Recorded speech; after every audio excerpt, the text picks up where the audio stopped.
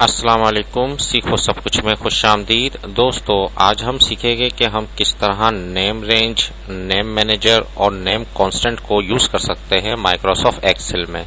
सबसे पहले जान लेते हैं कि नेम रेंज क्या है। नेम रेंज ये है कि अगर आप फार्मूले में आते हैं और यहाँ आपको ऑप्शन मिलेगा डिफाइन नेम्स का, अगर आप किसी भी पर्टिकुलर सेल्स का नाम दे सकते हैं।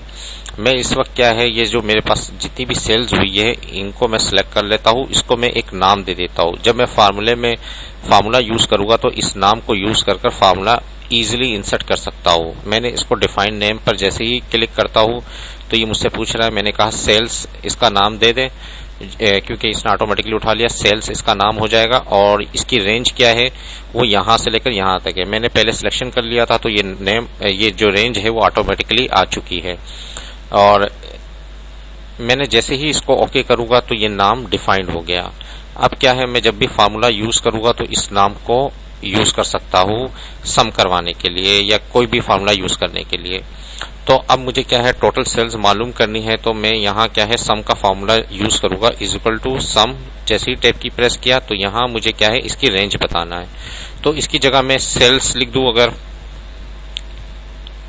तो जैसे ही मैंने सेल्स लिखा, देखिएगा ये आपके पास ये आ गया है कि ये नेम इसमें डिफाइन था, इस वजह से ये आ चुका है। मैं जैसे ही टैब की प्रेस करूंगा तो ऑटोमेटिकली ये सिलेक्शन हो गई।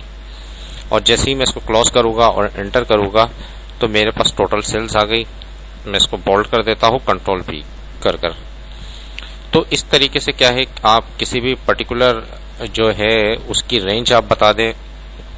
मैंने फॉर एग्जांपल ये रेंज बता देता हूं डिफाइन नेम पर। जैसे ही आता हूं इसको मैंने नाम दे दिया जैन टू मार्च और ओके पर क्लिक कर दिया। ये नाम स्पेस नहीं आना चाहिए, मैंने स्पेस दे दिया है यहाँ। तो जैन टू मार्च मैंने ओके पर क्लिक कर दिया, ये एक नाम डिफाइन हो गया। ये नाम आप यहां से भी देख सकते थे। नाम आप ये एक तो ये आपके पास ऑप्शन है कि आप डिफाइन नेम कर दे, या यहां भी आप टाइप एग्जैक्टली कर सकते हैं। फॉर एग्जांपल मैंने इसकी सिलेक्शन की तो आप देख रहे हैं कि जैन टू मार्च यहां आ रहा है। और इस तरीके से मुझे यहां इसका सम करवाना है तो मैंने इज इक्वल टू लिखकर सम, और टैब की जैसे ही मैं प्रेस करूंगा तो क्या नाम था, जैन जे मैंने लिख दिया। आप देख रहे हैं कि यहाँ जैन टू मार्च नेम आ चुका है। टैब की प्रेस करना है और एंटर करना है तो ये टोटल आ जाएगा। इस वक्त ये परसेंटेज इस पर अप्लाई हुआ था तो इसको मैं यहाँ से हटा देता हूँ। इस वक्त परसेंटेज यहाँ से सिलेक्ट हुआ है, जनरल कर देता हूँ तो ये नॉर्मल आ गया। तो इस तरीके से क्या है, ये सम हमने इजीली करवा लिया नेम के थ्रू। तो नेम के थ्रू ये काफी अच्छा ऑप्शन है, इसको आप यूज कर सकते हैं। इसके अलावा नेम मैनेजर है, नेम मैनेजर को आप यूज कर सकते हैं। इसको मैं भी आपको समझाता हूँ। इससे पहले मैं आपको नेम कांस्टेंट के बारे में बता देता हूँ। नेम कांस्टेंट क्या है, मैं इसको डिलीट कर देता हूँ यहाँ से। तो नेम कांस्टेंट ये है कि अगर आप फार्मूला में आते हैं और यहाँ से डिफाइन नेम पर क्लिक करते हैं तो यहाँ मैंने जीएसटी मुझे देनी है। जीएसटी का परसेंटेज क्या है, फॉर एग्जांपल आपके जो कंट्री में है वो जितना जीएसटी अप्लाई होता है वो आप टाइप कर दें। मैंने फॉर एग्जांपल यहाँ लिख दिया जीएसटी, एक नेम डिफाइन कर दिया और यहाँ से मैंने फॉर एग्जांपल 17% है तो मैंने 17% लिख दिया। तो जस्ट 17% अगर सेल में आपका जीएसटी लगता है तो आप वो 17% मैंने लिखकर ओके पर जैसे ही क्लिक करूंगा तो ये 17% का एक नेम डिफाइन हो गया जीएसटी में।